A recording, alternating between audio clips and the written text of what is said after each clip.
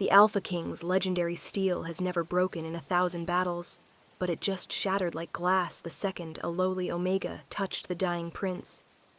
As the royal heir's heart stopped, ancient magic overrode royal law to perform the impossible. Is this a curse on the crown, or a miracle? The courtyard was silent except for the rain. It fell in sheets, turning the ancient stones slick with water and something darker, the scent of poison, of dying magic, of a kingdom holding its breath.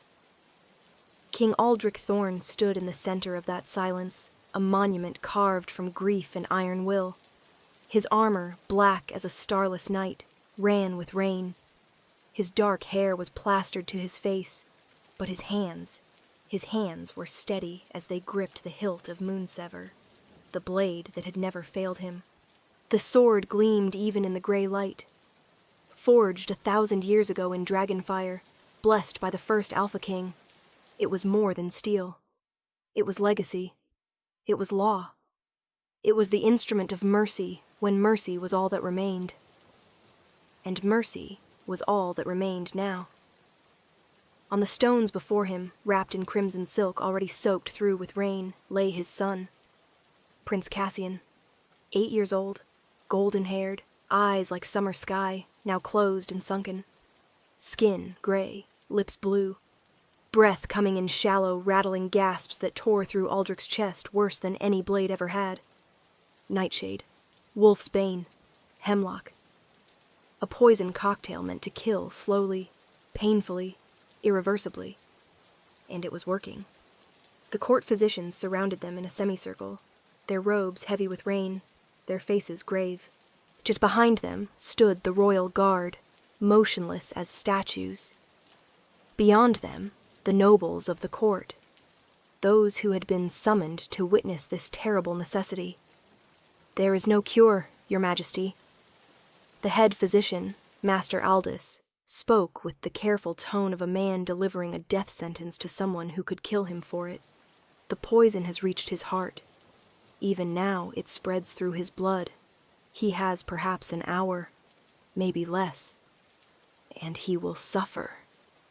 Aldrich's voice was flat, empty, the voice of a king, not a father. "Yes, Your Majesty. He will suffer greatly as the poison completes its work." Aldrich looked down at his son, his only child, the boy who had laughed that morning at breakfast, who had begged to go riding, who had pleaded to be allowed to train with the sword.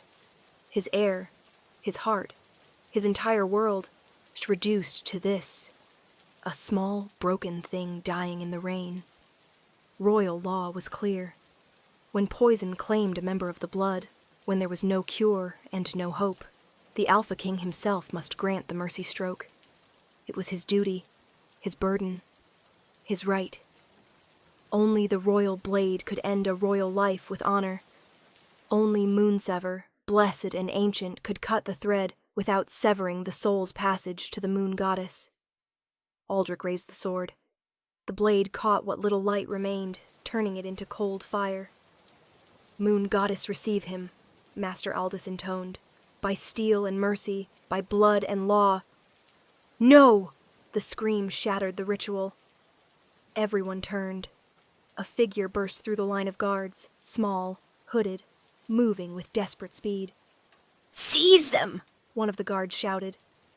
But the figure was already past, it already sliding on the wet stones, already falling to their knees beside the dying prince. The hood fell back. A girl.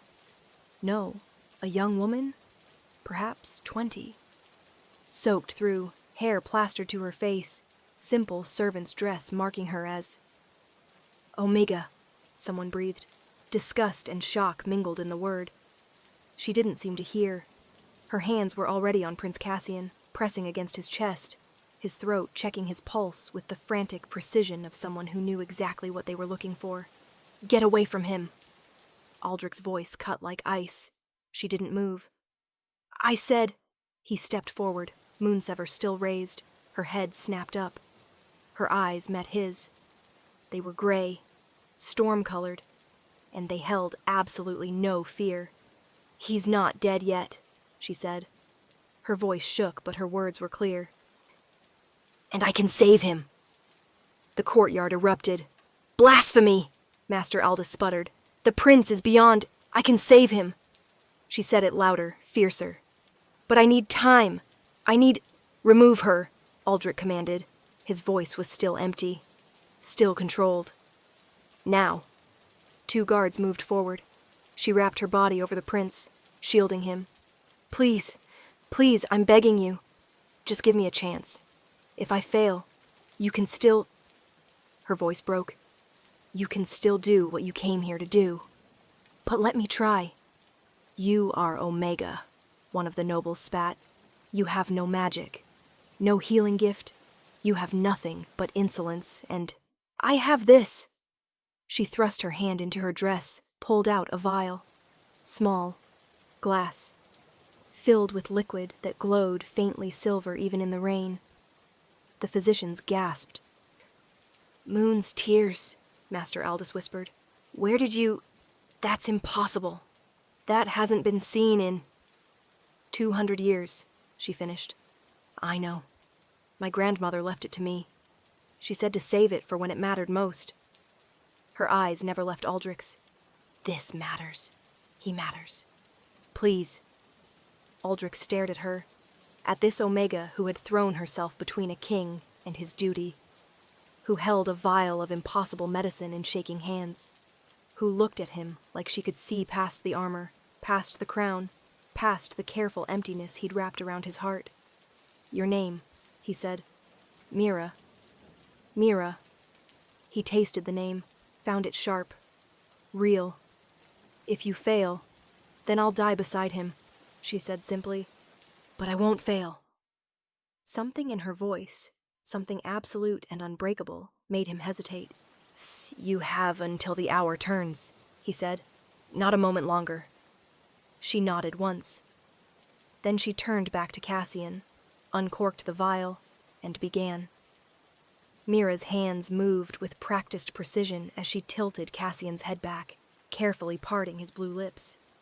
The moon's tears caught the light as she let 3 drops fall onto his tongue. "Come on," she whispered. "Come on, little prince. Fight." Nothing happened. The nobles shifted, murmuring. One laugh quickly stifled. Mira's jaw tightened. She placed both hands over Cassian's heart, pressing down in a steady rhythm. "What is she doing?" someone asked. "Forcing his heart to beat," Master Aldous said, fascinated despite himself. "Old medicine. Very old. But the poison. The moon's tears will bind the poison," Mira said, without stopping her compressions. "But only if his heart keeps beating long enough for them to work. So his heart is going to keep beating." Her arms were already shaking with effort. Rain ran down her face, or maybe tears, Aldrich couldn't tell. He should stop this. It was foolish. Desperate. The word of an Omega against the wisdom of every physician in the kingdom. But he didn't move. Couldn't move. Because for the first time since this nightmare began, someone was fighting for his son. Not accepting. Not bowing to inevitability. Fighting. Minutes crawled past like hours. Mira's compressions never faltered, never slowed. Even as her breath came in gasps, even as her whole body trembled with exhaustion. "The hour is nearly spent, Your Majesty," Master Aldous said quietly. Aldrich looked at the sky. The rain was lighter now, the clouds beginning to break, so the hour was indeed nearly spent. "Mira," he said. She didn't stop. "Not yet. Please, just a little longer. I can feel it working. I can feel—" Cassian's body convulsed. Mira cried out, pressing harder. "No! No, stay with me! Cassian, stay with me!" Another convulsion. Worse. The physicians stepped back. Even they knew a death spasm when they saw one. Aldrich raised Moonsever. The time for mercy had come. He stepped forward. The blade gleamed with rain and fading light. "I'm sorry," he said, to Mira, to his son, to himself. He brought the sword down, and Mira threw herself across Cassian's body, her hands pressed against the boy's heart, her back to the descending blade. No! The sword struck. Not flesh, not bone. The blade hit the space where Mira's hands met Cassian's chest, hit the air above that point where an Omega's desperate love met a dying prince's failing heart, and shattered. The sound was like the world breaking. Moonsever, the unbreakable blade, the sword that had survived 1,000 battles and slain 100 enemies, exploded into 1,000 glittering fragments. They hung in the air for one impossible moment, catching light like stars. Then they fell like rain, tinkling against the stones. Aldrich stared at the broken hilt in his hand, at the fragments scattered across the courtyard, at Mira still wrapped around his son, trembling but alive, at Cassian, whose eyes were opening. The prince gasped. A real breath. Deep. Clear. Color flooded back into his face. His lips went from blue to pink. His eyes, or summer sky blue, focused and cleared. Father? His voice was weak but real. Alive. The courtyard exploded into chaos. Impossible! The sword! The prince lives! But Aldrich heard none of it. He dropped the broken hilt, fell to his knees beside his son, pulled the boy into his arms. Cassian was warm, breathing. His heart beat strong and steady against Aldrich's chest. "You're alive," Aldrich whispered. "You're alive." Over Cassian's shoulder, he met Mira's eyes. She was crying now. Really crying. But she was smiling too. "Told you," she managed. "Told you I wouldn't fail." "The sword," Master Aldous breathed. He knelt, picked up one of the fragments. "The blessed blade. It broke. This has never... This is blasphemy!" Duke Corwin pushed forward, his face purple with rage. "The Omega has destroyed the royal blade. She must be... She saved my son." Aldrich's voice cut through the noise like a blade. The blade he no longer had. She did what every physician in this kingdom said was impossible. He stood, still holding Cassian, and looked at Mira. Really looked at her. Soaked, exhausted, trembling from effort and fear. Her simple dress torn. Her hands bleeding. He saw now, bleeding from where the sword fragments had cut her when they fell. An Omega. The lowest rank. Someone the court would have stepped over in the street. And she had saved his son. "Who are you?" he asked. "Truly." "I'm nobody, Your Majesty. I work in the palace kitchens. I've worked here for 3 years. She swallowed. "I've watched Prince Cassian in the gardens sometimes, when I had spare moments. He always seemed so happy, so full of light. I couldn't let that light go out. I just couldn't. Something in Aldrich's chest, something that had been frozen since his wife died 5 years ago, cracked. 'You carry Moon's tears,' he said. 'You know old medicine. You're not just a kitchen servant.' She looked away. My grandmother was a healer, before the laws changed, before Omegas were forbidden from practicing medicine. She taught me in secret. Said the old knowledge shouldn't die just because the laws said it should." "Illegal," Duke Corwin sneered. "Practicing forbidden arts. Destroying the royal blade. She should be..." "Honored," Aldrich interrupted. His voice was quiet, but absolute. "She should be honored as the savior of the crown prince." Silence. "Your Majesty," Master Aldous said carefully. "The sword, the breaking of Moonsever. There will be questions. Superstitions. Some will call it a curse. An Omega's touch destroying the blessed blade. Or a miracle," Aldrich said. He looked at the fragments scattered across the wet stones. Perhaps the blade broke because it recognized something greater than itself. Perhaps it broke because mercy was no longer needed. He looked at Mira. Perhaps it broke because its purpose was fulfilled. "That's not..." Duke Corwin started. "Enough." Aldrich's alpha command rolled through the courtyard.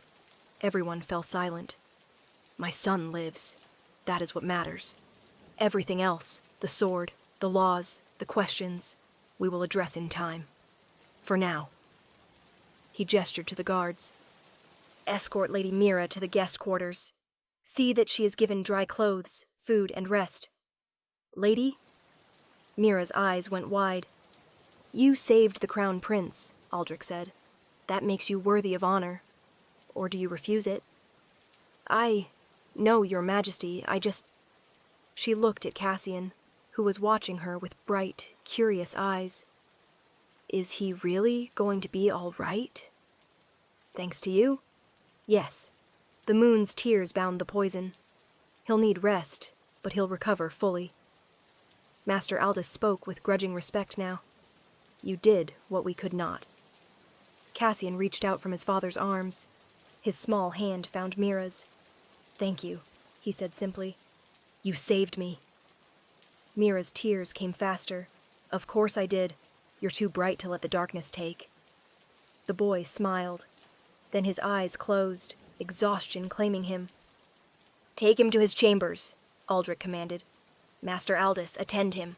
I want him watched every moment. As the physicians carefully took Cassian, as the guards escorted a stumbling, exhausted Mira away, as the nobles slowly dispersed, still muttering about broken swords and impossible miracles, Aldrich stood alone in the courtyard. He knelt, picked up a fragment of moonsever.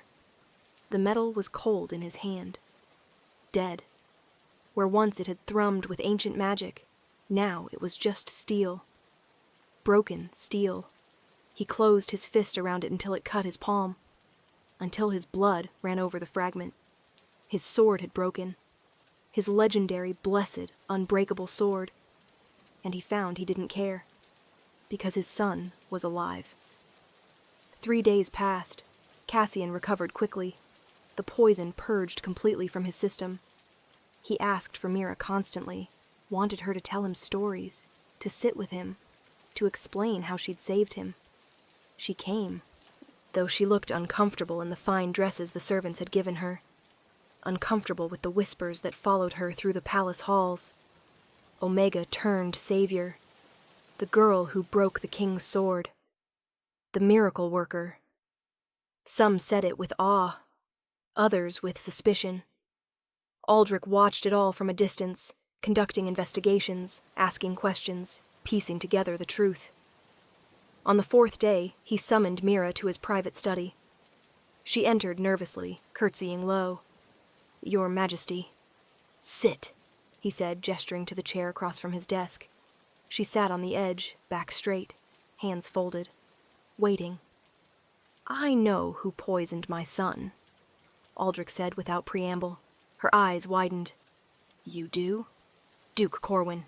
He stands to inherit if Cassian dies, as I have no other heirs. He hired an assassin to slip the poison into Cassian's food. Aldrich's voice was cold, controlled.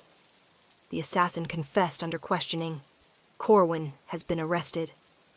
Good, Mira said fiercely. Then, catching herself, I mean, that is... You mean good, as do I. Aldrich leaned forward. You suspected, didn't you? That's why you were watching him. Why you've been watching him for 3 years. She went very still. I don't know what you... Don't lie, please. You're terrible at it. A small, startled laugh escaped her. I suspected something was wrong. The way Duke Corwin looked at the prince sometimes. The questions he asked about security. Little things that didn't quite fit. She met his eyes. I didn't know what he planned, but I knew Cassian was in danger, so I watched.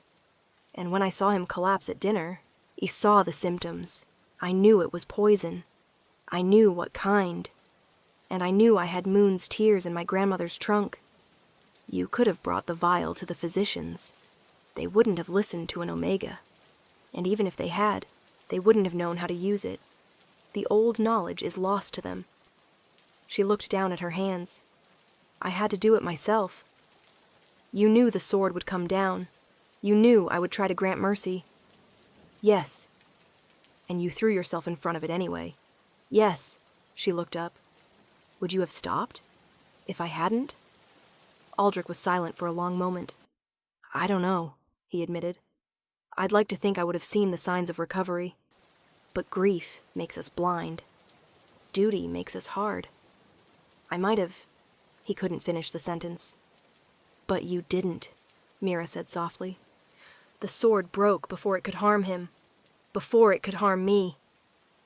The sword broke, Aldrich repeated. He pulled a cloth bundle from his desk drawer, unwrapped it. Fragments of moonsever gleamed against dark velvet. Every smith in the kingdom has examined these. Every mage, every scholar, they all say the same thing. What? The magic didn't break. It transferred. He picked up one fragment. It glowed faintly in his hand, but not with the cold light it once had. This was warmer, softer. The blade recognized something in you, in your touch, in your intent, and it chose to break rather than strike. That's impossible. So is an Omega possessing Moon's tears. So is bringing someone back from the edge of death with forbidden medicine. So is an Omega making an Alpha King hesitate. He looked at her.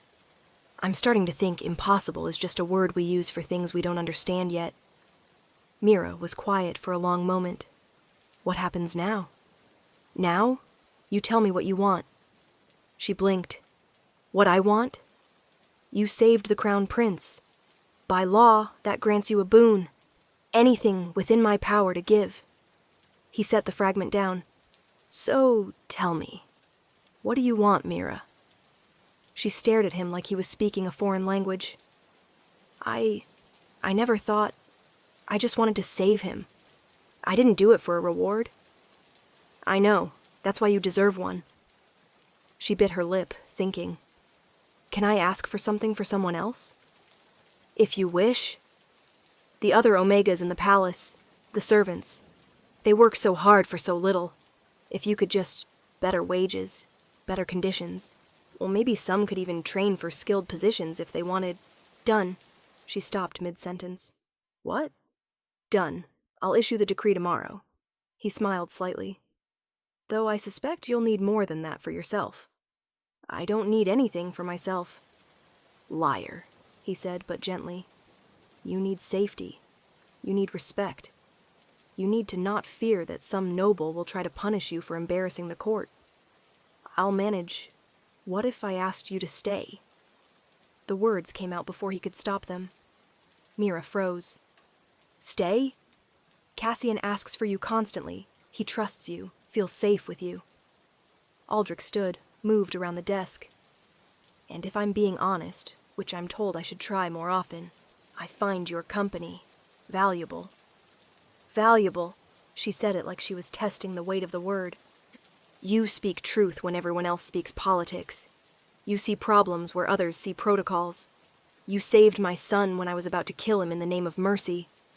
He stopped in front of her chair. I could use someone like that.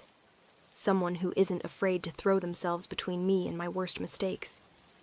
She stood slowly, tilting her head back to look at him. You're asking me to stay. As what? A servant? An advisor? I don't know yet, he admitted. I just know that when I think of you leaving, something in my chest protests, and I've learned to listen to that feeling. It's rarely wrong. Your Majesty, Aldrich, he corrected. When we're alone, please. I've been Your Majesty for 15 years. Sometimes I'd like to just be a name. Aldrich, she repeated softly, testing it. I'm Omega. You're Alpha. You're the king. I'm the woman who saved my son. The woman who broke my sword. The woman who's braver than half my knights. He reached out slowly, giving her time to move away. When she didn't, he took her hand. I'm not asking for anything improper. I'm just asking you to stay. To help me raise Cassian. To help me be better than the king who almost killed his own son, rather than letting an Omega try to save him. Her hand trembled in his. You were trying to save him from pain. I was giving up, Aldrich said quietly. I was bowing to inevitability because that's what I was taught.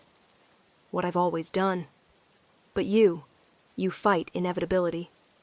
You look at impossible and say, not today. I want to learn that, if you'll teach me. I'm not a teacher. Neither am I. We'll learn together. Mira looked at their joined hands, at this impossible moment.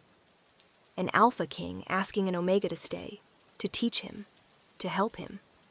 If I stay, she said carefully, I won't be silent when I see wrong.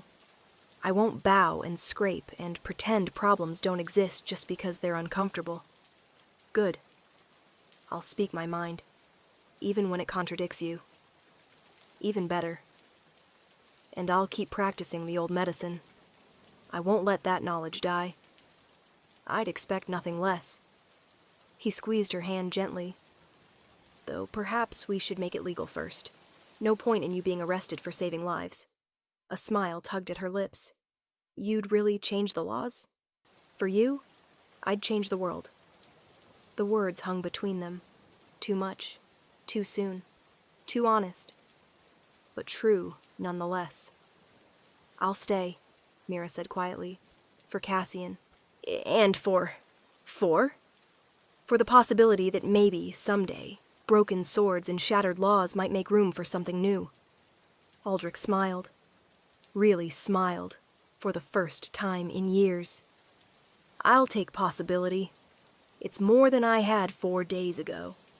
6 months later, Mira stood in the royal gardens watching Cassian practice with a wooden sword. He was laughing, full of energy, showing no signs of the poison that had nearly killed him. He's gotten so much stronger, a voice said behind her. She turned. Aldrich stood there in simple training clothes rather than royal armor. He'd taken to training with Cassian in the mornings, teaching him swordplay himself. He has you to thank for that, Mira said.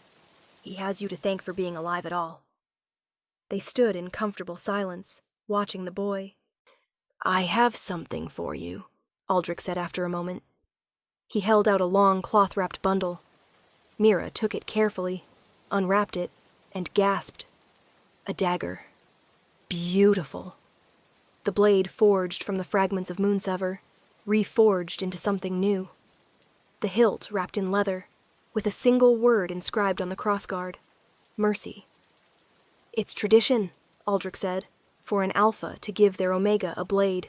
For protection. For partnership. For... I'm not your Omega, Mira said quickly. We're not... you haven't... Not yet, Aldrich agreed. If ever. But I'd like to try, if you're willing. She looked up at him. Try what, exactly? Courting you, properly. No pressure, no expectations, just one seeing if what I feel when you're near is something more than gratitude. And what do you feel when I'm near? Like I can breathe for the first time in 5 years, he said simply. Like the darkness isn't quite so heavy. Like maybe I could learn to be something other than just a king. Mira's hand tightened on the dagger. I feel that too, she admitted. When you're near. Like maybe I could be more than just a kitchen girl who got lucky. You were never just anything, Aldrich said. And you didn't get lucky. You were brave. We both were, when it mattered. He held out his hand. So?